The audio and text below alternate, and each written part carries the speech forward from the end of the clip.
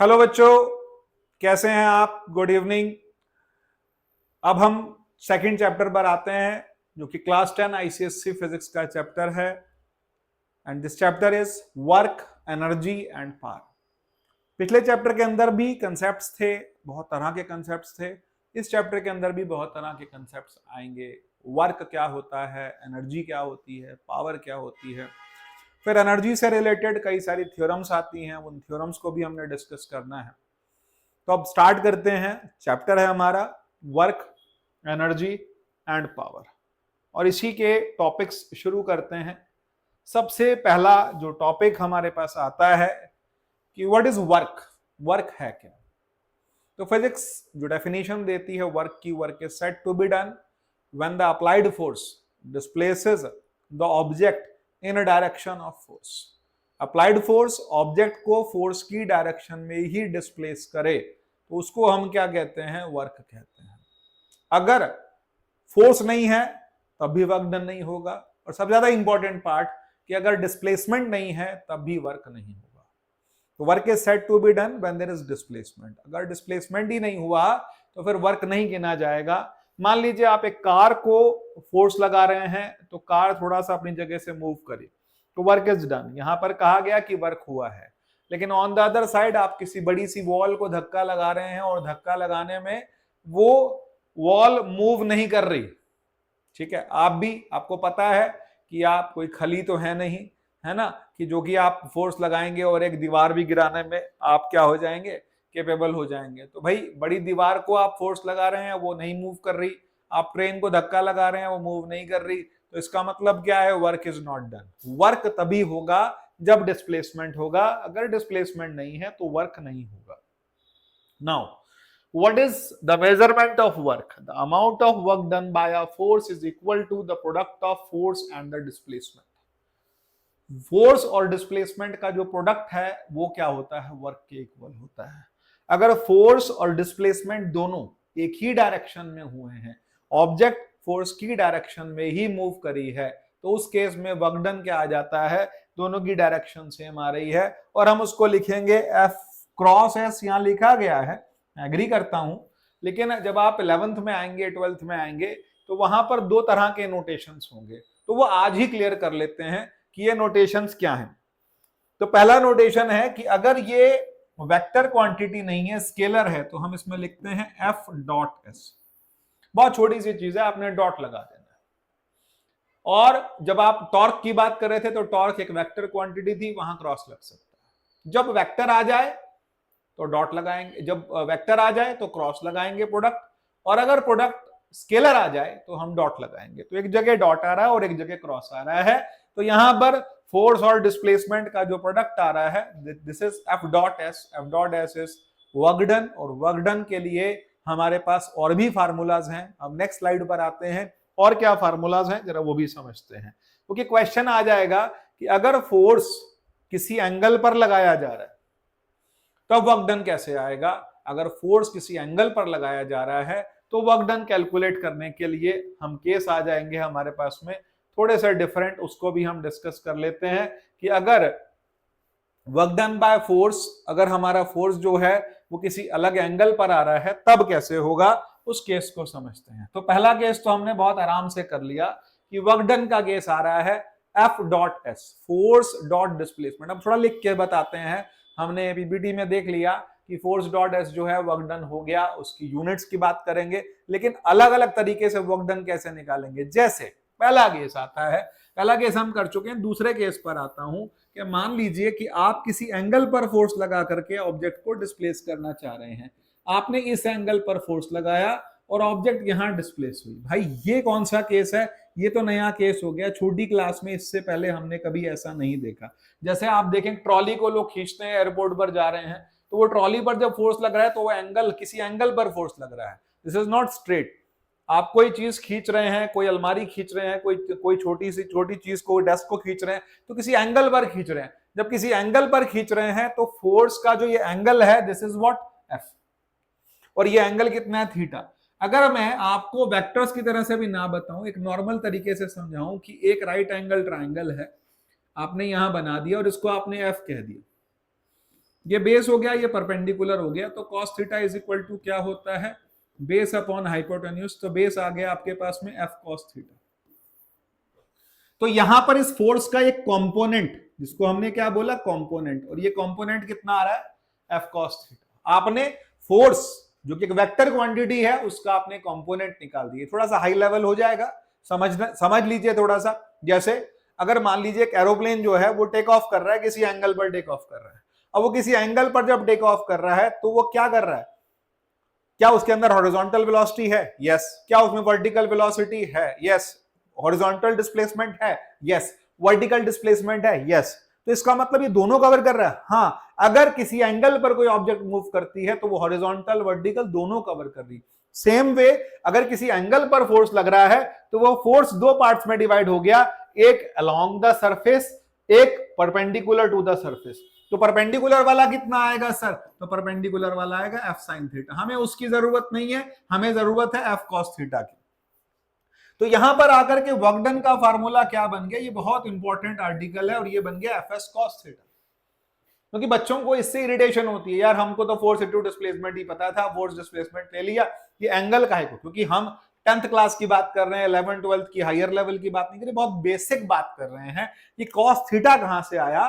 तो फोर्स का एक कंपोनेंट निकाल लिया जिसको मैंने f cos थीटा कर दिया, और जो प्रोडक्ट आ गया वो मेरे पास fs cos थीटा आ गया। अब इसी से आगे चलते हैं, नेक्स्ट पार्ट पर आते हैं, और नेक्स्ट पार्ट क्या आता है जरा वो भी समझते हैं।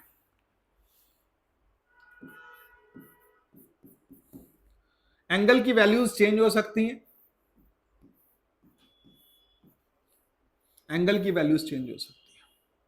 मान लिया ये 0 है, ये 30 है, ये मेरे पास 45 है, ये 75 जैसा बना दिया, और ये 90 है। क्या फर्क पड़ेगा, कहता है f cos 0। cos 0 की वैल्यू सबसे ज्यादा होती है, cos 0 1 होता है, f into 1 मैक्सिमम फोर्स होगा अलोंग द सरफेस। लेकिन कोई कोई कंडीशन ऐसी होती है कि यार हम ऐसा फोर्स नहीं लगा सकते, क्योंकि हमारे को स्मार्टली भी चलना है ना। आप एयरपोर्ट पे बैग लेके चल रहे हैं, आप रेलवे स्टेशन पे बैग लेके चल रहे हैं, तो आप उसको स्लाइड कर रहे हैं, किसी एंगल पर आप फोर्स लगा रहे हैं, आप ऐसे घसीट नहीं सकते, वहां आपकी पर्सनैलिटी खराब हो रही। तो वहां आपको क्या लेना पड़ेगा, वहां fs cos 0 नहीं, cos 30 नहीं, समवेयर cos 45, यस, cos 45 पर आप लगा सकते हैं। पर यहां पर फोर्स की वैल्यू क्या हो जाएगी, फोर्स की वैल्यू कम हो जाएगी, f अपॉन √2 बन जाएगी। अगर आप 60 पर आते हैं तो f cos 60 होता है, cos 60 हाफ, फोर्स की वैल्यू कम हो जाएगी, लेकिन फिर भी आप किसी एंगल पर फोर्स लगा के ऑब्जेक्ट को डिस्प्लेस कर पाएंगे। मान लीजिए आप 90 पर आ गए, आप तो कहेंगे नहीं जी मैं तो ऐसे फोर्स लगाऊंगा, लगा लो, तो f cos 90 कितना आएगा, 0। तो cos 90 पे वर्क डन कितना आएगा, 0। डिस्प्लेसमेंट हुआ ही नहीं, डिस्प्लेसमेंट नहीं हुआ क्योंकि फोर्स अपवर्ड लग रहा था, हॉरिजॉन्टल भी नहीं लग रहा था, किसी एंगल पर भी नहीं लग रहा था, उसका हॉरिजॉन्टल कंपोनेंट क्या हो गया, 0 हो गया। तो ये कुछ केसेस हैं जो आपको समझने। एक और केस आता है कि मान लीजिए ऑब्जेक्ट जो है वो किसी इंक्लाइंड प्लेन पर रखिए। अब ये वाला केस थोड़ा और ध्यान से समझना। इंक्लाइंड प्लेन पर आप फोर्स ऐसे लगा रहे हैं ऑब्जेक्ट पर, और ये ऐसे मूव कर रही है, और ये डिस्प्लेसमेंट है। तो फोर्स और डिस्प्लेसमेंट की डायरेक्शन सेम है। यहां पर fs, अगर फोर्स और ये एंगल है मैं माना, लेकिन यहां पर फोर्स और डिस्प्लेसमेंट दोनों एक ही डायरेक्शन में जा रहे हैं। fs cos 0 आ गया, वर्क डन की वैल्यू आ गई fs cos 0 से fs, force into displacement, that's it, इतना ही आ रहा है। इसको हमने क्या लिख दिया, fs। लेकिन इसी का एक और केस आता है, जैसे अगर आप समझिए कि किसी ढाल पर कोई ठेली वाला उस ठेली को ऊपर धक्का दे रहा है। अब वो ठेले वाला ठेले को धक्का कैसे देगा, नीचे से ऊपर देगा या सीधा धक्का देगा, तो भाई सीधा धक्का देगा। लेकिन उस केस में जो उसका एंगल बन रहा है, ये अगर थीटा है तो ये एंगल भी क्या होगा, थीटा। तो इस f का ये एंगल पर फोर्स बन जाएगा f cos थीटा। क्या बन गया भाई, f cos थीटा। अगर आपको इसके साथ वाले एंगल पर वैल्यू लेनी है तो हमने क्या लिखा, f cos थीटा, और डिस्प्लेसमेंट कितना आया, s। तो वर्क डन कितना आएगा, तो कहता है f cos theta into s। तो वर्क डन आ गया fs cos थीटा। तो बस मोटी मोटी बात ये समझ लेते हैं कि जिस केस में फोर्स और डिस्प्लेसमेंट सेम डायरेक्शन में है, वर्क डन मैक्सिमम होगा, और उस केस में एफ एस कॉस जीरो होगा। कॉस थीटा तो हमेशा होता है, लेकिन कॉस जीरो हो जाता है, और कॉस जीरो की वैल्यू क्या हो जाती है, 1 हो जाती है।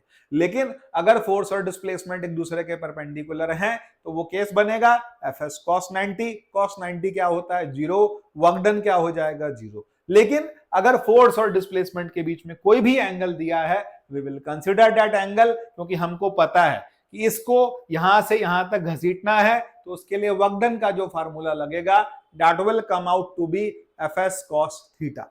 अब हम बात करते हैं नेक्स्ट केस की। थोड़ा दिमाग लगाइए इन चीजों पर, थोड़ा समझने की कोशिश कीजिए, थोड़ा सा आप क्लैरिटी पर आइए। और बच्चों से बोलूंगा, छोटे छोटे बच्चे हो, कि जब पढ़ाई करते हैं तो पढ़ाई करते टाइम थोड़ा अच्छे से फोकस कीजिए, और फोकस के लिए थोड़ा अच्छा खाइए भी। ऐसे ही नहीं कि बस, हाँ कुछ बच्चे तो सिर्फ वो वाले हैं, वो देखता हूं, हालत भी देखता हूं, उनकी स्ट्रेंथ भी देखता हूं, उनकी पढ़ाई की स्ट्रेंथ भी देखता हूं, बिल्कुल मैगी वाले हैं। उन्हें कुछ नहीं खाना पूरा दिन, कोई सब्जी नहीं खानी, पनीर नहीं खाना, कोई ड्राई फ्रूट नहीं खाना, कोई भी चीज नहीं खानी, उनको सिर्फ मैगी खानी है। भाई सिर्फ मैगी से, मैं मैगी के खिलाफ नहीं हूं, कभी कभी हम भी खाते हैं, पर वो कभी कभी होता है, हमेशा नहीं होता कि नहीं जी बस ये नहीं खाना, मैगी बना दो। भाई ऐसे नहीं होगा। और वो खा रहे हो तो सब्जी डाल के खाओ ना, ढंग से। डाइट के बारे में तो सोचो, जब डाइट नहीं होगी तो पढ़ाई कैसे करोगे। ये बात पेरेंट्स भी कहते हैं, ग्रैंड पेरेंट्स भी कहते हैं कि अच्छे से खाइए। अच्छे से खाने से क्या होगा, थोड़ा सा दिमाग जो होगा वो अच्छा चलेगा, और तब आप आउटपुट अच्छा दे पाएंगे। नहीं तो फिर क्या होगा, बस कभी इधर गिर रहे हैं, कभी इधर गिर रहे हैं, कभी मैं थक गया मम्मा, मैं थक गया। खेलिए, खेलने पे टाइम दीजिए, अच्छी डाइट लीजिए, अच्छे से खेलिए, और अच्छे से पढ़ाई कीजिए, और ढंग से पढ़ाई कीजिए, फिर लंबा आप बैठ पाएंगे। कभी कभी मतलब बच्चा, हम लोग जो थे, बादाम रखवाओ ना, 10 12 15 बादाम, कोई भी, सब वेल ऑफ है, ईश्वर की दया सबके पास ठीक ठाक है। इतना है, पेरेंट्स आपके ऊपर बहुत अच्छे से खर्च कर सकते हैं। अपना बादाम भिगवाइए, लगा रखिए ना, उसको बैठ करके खाइए। क्यों नहीं खाते हैं उसको बैठ के, उसको बैठ के खाइए, आराम से छील के, रात को भिगो, गर्मी है तो छील के खाओ, सर्दी है तो ऐसे ही खा लो, सब चलता है। साथ में खजूर लीजिए, डेट्स लीजिए, थोड़ी एनर्जी आए आपके पास में, थोड़ा शहद डालिए उसी के अंदर। कुछ नहीं करते हैं आप लोग, सिर्फ क्या करना है, बस मैगी बना दो, yippी बना दो, नूडल्स खाने, मोमोज खाने, यही करना है। तो फिर तो भैया कुछ नहीं होने वाला, ना कोई एनर्जी आएगी और ना आप कोई आउटपुट दे पाएंगे। अच्छे से खाइए, जितनी रोटियां खानी है, घर वाले खुश होकर के घी लगा के देंगे वो खाओ, सब्जी खाओ ढंग की, वो तो खाना नहीं है। खाना क्या है इनको, उटपटांग चीजें खानी है, फिर उससे दिमाग नहीं चलेगा। आप क्या हो गए फिर, मेरे को तो पता नहीं है ब्लैकआउट क्या होता है। बच्चे आजकल इंग्लिश में एक नया, एग्जाम में क्या ब्लैकआउट हो गया, मेरे को तो ये समझ नहीं आता है ब्लैकआउट क्या होता है। भाई ठीक ठाक है, सब कुछ बढ़िया है, ब्लैकआउट का क्या मतलब हुआ। पढ़ के गए थे, लर्न कर रहा था, लर्न करके गए थे, या तैयार करना था, तैयार करके गए थे, हर चीज के नोट्स बने हुए थे, मेरी पूरी तैयारी थी, मैंने रिजल्ट दिया। ये ब्लैकआउट क्या होता है, कुछ नहीं होता, ये सब बेकार की चीजें हैं, बेकार के बहाने हैं। और वो इसलिए भी आते हैं क्योंकि हम बहुत पॉजिटिवली, कंस्ट्रक्टिवली ना खाते हैं और ना ढंग से सोते हैं। ना सोने का टाइम आपका फिक्स, ना खाने का टाइम आपका फिक्स, तो फिर पढ़ाई करने का टाइम कहां से फिक्स होगा। ऑर्गेनाइज कीजिए अपने आप को, गेट इन ऑर्गेनाइज्ड वे। चलिए अब हम टॉपिक पर आते हैं, वर्क की बात कर रहे हैं। फोर्स आ गया, डिस्प्लेसमेंट आ गया, वर्क डन तभी कैलकुलेट होगा। अब यहां पर एक और चीज समझते हैं कि यूनिट क्या होती है वर्क की। वर्क डन होता है एफ एस कॉस थीटा, नहीं तो आप एफ एस भी ले लीजिए। तो यूनिट के लिए भाई सीधी सी बात है, फोर्स हुआ न्यूटन में, डिस्प्लेसमेंट हुआ मीटर में, कॉस थीटा की कोई यूनिट नहीं होती। इसके अलावा एक और बन गया डाइन, सेंटीमीटर। तो यहां पर 2 यूनिट आएगी, एक आएगी जूल, ये ऐसा यूनिट है भाई, और ये सीजीएस यूनिट है, कौन सी, erg. 1 joule is equal to 1 newton metre, 1 dyne centimetre. लेकिन इसको और डिटेल में ले तब क्या बनेगा, न्यूटन क्या बनेगा, किलोग्राम मीटर पर सेकेंड स्क्वायर इंटू मीटर, ये बन गया kilogram metre square per second square. और दूसरा बना ग्राम centimetre square per second square. अब इनके बीच का रिलेशन निकालते हैं। ये तो हमें क्लियर है कि 1 जूल 1 न्यूटन पर मीटर स्क्वायर के बराबर है, 1 न्यूटन पर मीटर, जो न्यूटन मीटर के बराबर, सॉरी, और 1 न्यूटन मीटर किसके बराबर है? 1 kilogram metre square per second square के बराबर है। ऐसी एक अर्ग 1 डाइन सेंटीमीटर के इक्वल है, 1 डाइन सेंटीमीटर 1 ग्राम centimetre square per second square के इक्वल है। अब इसका रिलेशन निकालते हैं भाई कि 1 जूल जो है इसको मैंने लिखा 1 kilogram metre square per second square, kilogram को ग्राम में लिखा, मीटर स्क्वायर को 100 इंटू 100 सेंटीमीटर स्क्वायर में लिखा, तो क्या बना भाई? 10 to the power 7 gram centimetre square per second, 10 to the power 7 ergs. तो 1 जूल जो है वो 10 टू द पावर 7 अर्ग्स के इक्वल आ रहा है। 1 जूल कितना आ रहा है? 10 टू द पावर 7 अर्ग्स के इक्वल आ रहा है। नेक्स्ट पर आते हैं, इसके आगे और भी कोई यूनिट हो सकती है सर? यूनिट तो और भी है, इलेक्ट्रॉन वोल्ट भी है, उसके साथ साथ किलोवाट आवर भी है, तो टाइम टू टाइम बताता रहूंगा। फिलहाल अभी एक यूनिट से काम चलाइए। Joule newton per newton metre square, newton metre है या फिर kilogram metre square per second square है, और जो अर्ग्स है वो 1 डाइन सेंटीमीटर है या फिर 1 ग्राम centimetre square per second square है। ये 2 यूनिट्स आ जाती हैं। इसमें एक केस और हमारे पास निकल करके आता है, and it is very important case, कि conditions of maximum work done.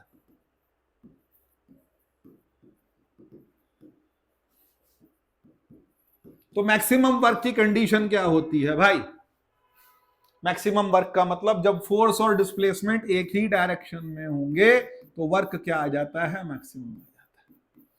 क्योंकि वर्क कहां डिपेंड कर गया? वर्क डिपेंड कर गया कॉस पर, और जब थीटा 0 होगा तो कॉस 0 मैक्सिमम होगा, और कॉस 0 मैक्सिमम का मतलब ये वैल्यू आ गई एफएस, फोर्स इंटू डिस्प्लेसमेंट।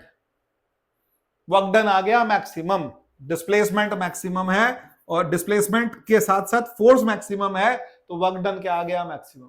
कौन कौन से केसेस आ सकते हैं इसमें? तो भाई displacing object along the surface, वो हमारे पास मैक्सिमम आ गया। फिर अगला केस आता है मेरे पास में वर्क डन बाय ग्रेविटी। हमने वर्क डन अगेंस्ट ग्रेविटी नहीं बोला, क्या बोला? Work done by gravity. तो वर्क डन बाय ग्रेविटी का क्या केस है? ऑब्जेक्ट किसी हाइट पर है, उसका मास m है, इसका वेट mg आ रहा है और हाइट h है,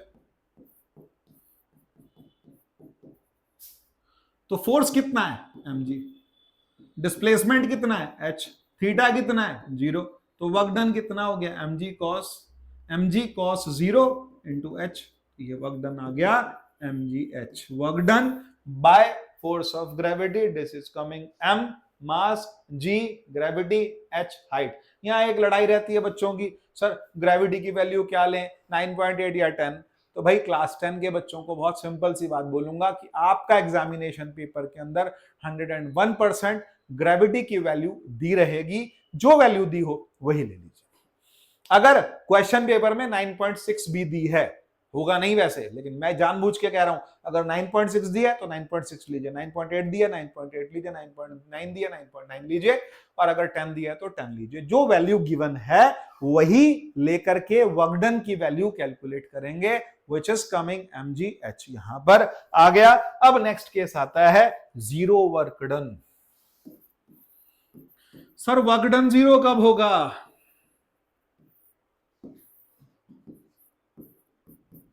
अप्लाइड फोर्स और डिस्प्लेसमेंट, इनके बीच का एंगल 90 आ रहा है।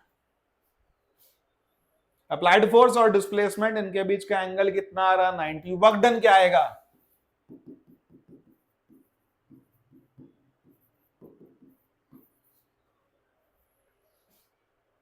सर ऐसा कौन सा केस हो सकता है कि अगर फोर्स और डिस्प्लेसमेंट दोनों के बीच का एंगल कितना आ रहा है? 90, तो वर्क डन 0 होगा। केस समझिए, एग्जाम्पल देख लेते हैं इसके। एग्जाम्पल क्या होंगे भाई? एग्जाम्पल किसके? 0 वर्क। तो भाई केस आता है पहले कुली का। कुली जब है अपने सिर के ऊपर सामान रख के ले जा रहा है, देखो भाई मैं कुली बना नहीं पाऊंगा, थोड़ा बहुत कोशिश कर लेता हूं। तो बंदे ने सामान अपने सिर पर रखा हुआ है और उठा करके ऊपर ले जा रहा है। बहुत बहुत बेकार डायग्राम बना है, बट जैसा भी है मैंने बना दिया। फिलहाल हमने क्या किया कि इसने कुछ सामान ऊपर रखा हुआ है, इसका फोर्स ऊपर लग रहा और डिस्प्लेसमेंट, तो भाई फोर्स ऊपर है, डिस्प्लेसमेंट ऐसे है, तो फोर्स और डिस्प्लेसमेंट के बीच का एंगल कितना है? 90। तो वर्क डन क्या आएगा? 0। तो फिर हम पैसे नहीं देंगे कूली को, क्या देते? किस बात के पैसे दे रहे? वर्क तो उसने किया नहीं, वर्क नहीं किया, लेकिन उसके साथ साथ एक और चीज समझनी होगी, he has spent energy for us. Energy खर्च करी, उस एनर्जी खर्च करने के जो पैसे दे रहे हैं, दैट इज एनर्जी का पैसा। फिजिक्स के हिसाब से वर्क डन 0 है, क्योंकि फोर्स ऊपर लगा, डिस्प्लेसमेंट हॉरिजॉन्टल था, तो वर्क डन हमारे पास क्या आ गया? 0 आ गया। ऐसे ही डिस्प्लेसमेंट 0 हो जाए, ऑब्जेक्ट घूम के वापस आ जाए अपनी पोजीशन पर, तो वर्क डन क्या हो गया? FS cos. अब यहां पर क्या आएगा? कॉस 90 तो होता है, लेकिन यहां पर फोर्स इनटू डिस्प्लेसमेंट के हिसाब से डिस्प्लेसमेंट 0 है, तो वर्क डन भी क्या होगा? 0 होगा। इससे अगला केस, एक और केस आता है कि मान लीजिए work done by centripetal force.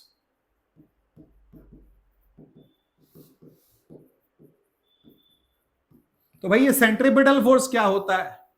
जब एक ऑब्जेक्ट एक सर्कुलर पाथ में घूमती है, तो सर्कुलर पाथ में घूमने से उसकी वेलोसिटी में चेंज आता है, और जब वेलोसिटी में चेंज आता है उसकी वजह से देयर एग्जिस्ट एन एक्सेलरेशन और a force towards the centre of the circular path. अब ये जो फोर्स टुवर्ड्स द सेंटर लग रहा है वो अंदर की तरफ जा रहा है, और ये जो एंगल है ये कितना आ रहा है? 90 आ रहा है। तो वर्क डन कितना आ गया? एफ एस कॉस 90 आ गया, और वर्क डन की वैल्यू कितनी आ गई? यहां पर 0। तो फोर्स और डिस्प्लेसमेंट के बीच का यहां पर एंगल 90 है, वर्क डन क्या आ रहा है? 0 आ रहा है। इस केस में तो आप यूं भी समझ सकते हैं कि ऑब्जेक्ट घूम के वापस अपनी पोजीशन पर आती है, तो डिस्प्लेसमेंट भी 0 है, फोर्स की वैल्यू भी आपको 0 बता सकते हैं, क्योंकि एक सेंट्रीपिटल फोर्स है और उसी के अगेंस्ट एक और फोर्स लगता है जिसको हम सेंट्रीफ्यूगल फोर्स बोलते हैं। दोनों एक दूसरे को न्यूट्रलाइज कर रहे हैं, पर आपको लॉजिकल बात ज्यादा करनी है, हम इलॉजिकल नहीं कर रहे हैं, लेकिन एग्जाम में ऐसी बात, ऐसा जवाब देना जो टीचर देखना चाह रहे हैं। तो बहुत सीधा सा जवाब है कि फोर्स और डिस्प्लेसमेंट इन दोनों के बीच का एंगल 90 आ रहा है, work done will be 0। Next part पर आते हैं। एक और केस आता है, तीसरा केस आता है negative work done. Sir negative work कैसे हो सकता है? नेगेटिव वर्क तब होता है जब आपका फोर्स और आपका डिस्प्लेसमेंट दोनों अपोजिट साइड हो। अपोजिट साइड में अगर फोर्स और डिस्प्लेसमेंट होंगे तो वर्क डन कैसा गिना जाएगा? नेगेटिव। जैसे केस आता है स्प्रिंग का।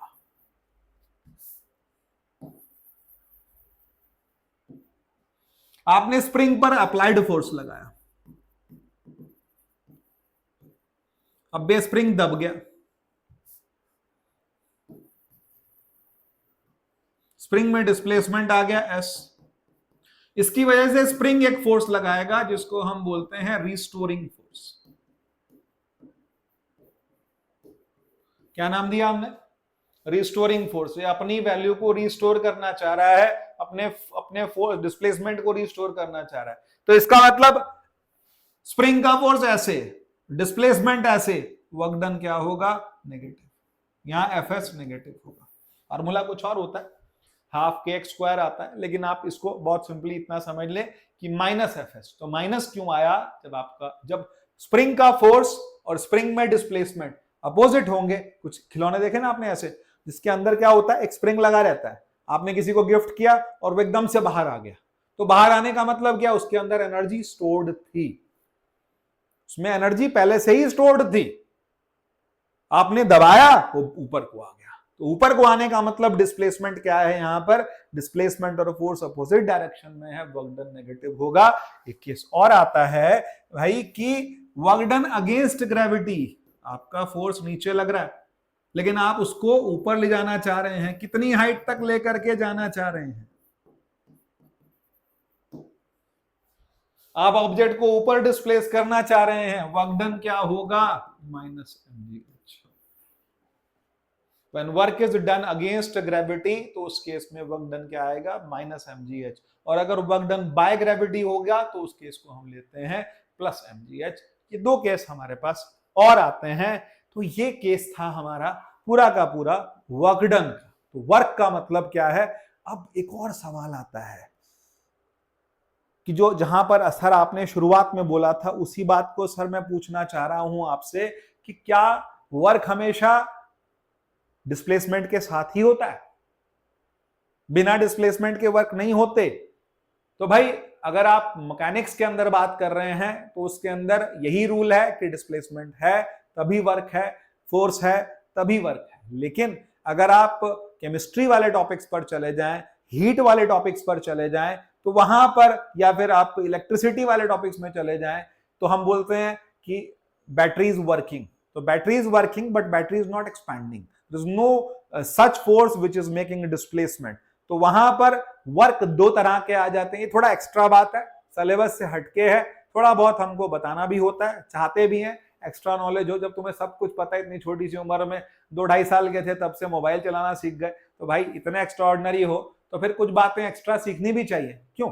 आप लोगों ने जो फैसिलिटीज हम लोगों के टाइम पे थी, वो फैसिलिटीज की मैं कहता हूं 100 टाइम्स फैसिलिटीज आप लोगों के पास में है। आपके पास हर चीज है, टैब है, मोबाइल है, सब चीजें हैं, टेक्नोलॉजी है, तो थोड़ा एक्स्ट्रा शुरू से सीख के चलना चाहिए। तो वर्क की मैं बात कर रहा था, तो वर्क क्या एक्सपेंशन का होता है कि नॉन एक्सपेंशन भी होता है? तो आप हायर क्लासेस में पढ़ेंगे, केमिस्ट्री में भी पढ़ेंगे कि वर्क दो तरह का होता है, work expansion, work non expansion. एक एक्सपेंशन है जिसमें फोर्स ने डिस्प्लेसमेंट प्रोड्यूस किया, वर्क डन आया, और एक केस आता है वर्क नॉन एक्सपेंशन, जैसे बैटरी का, सेल का, इन्वर्टर का वर्किंग है, वर्किंग तो वो कर रहा है, वर्क तो वो कर रहा है, एनर्जी भी दे रहा है, लेकिन हम यहां पर उसको हम क्या बोलते हैं? वर्क नॉन एक्सपेंशन बोलते हैं। ये दो तरह के टर्म्स आते हैं। बाकी बात नेक्स्ट क्लास में करते हैं। सी यू।